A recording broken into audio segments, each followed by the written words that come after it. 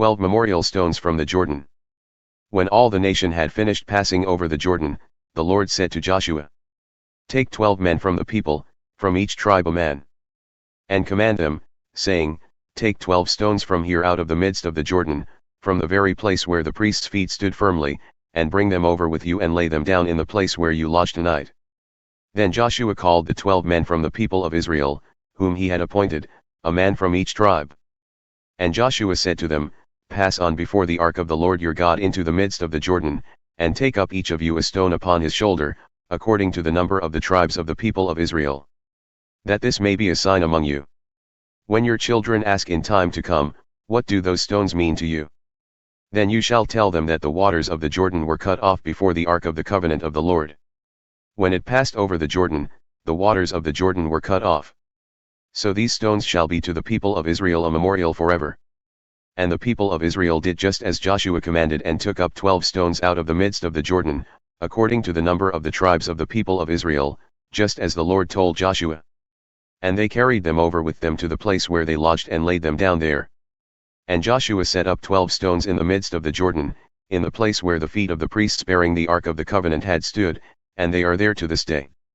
For the priests bearing the ark stood in the midst of the Jordan until everything was finished that the Lord commanded Joshua to tell the people, according to all that Moses had commanded Joshua. The people passed over in haste. And when all the people had finished passing over, the ark of the Lord and the priests passed over before the people. The sons of Reuben and the sons of Gad and the half-tribe of Manasseh passed over armed before the people of Israel, as Moses had told them. About 40,000 ready for war passed over before the Lord for battle, to the plains of Jericho.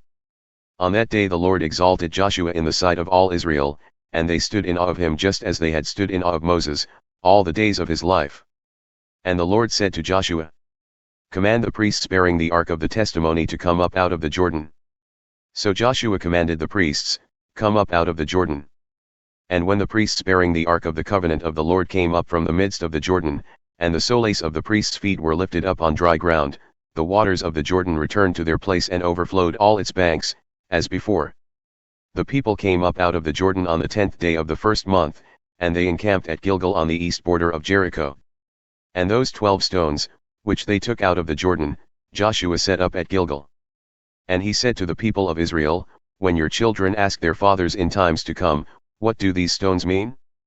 Then you shall let your children know, Israel passed over this Jordan on dry ground. For the Lord your God dried up the waters of the Jordan for you until you passed over, as the Lord your God did to the Red Sea, which he dried up for us until we passed over. So that all the peoples of the earth may know that the hand of the Lord is mighty, that you may fear the Lord your God forever."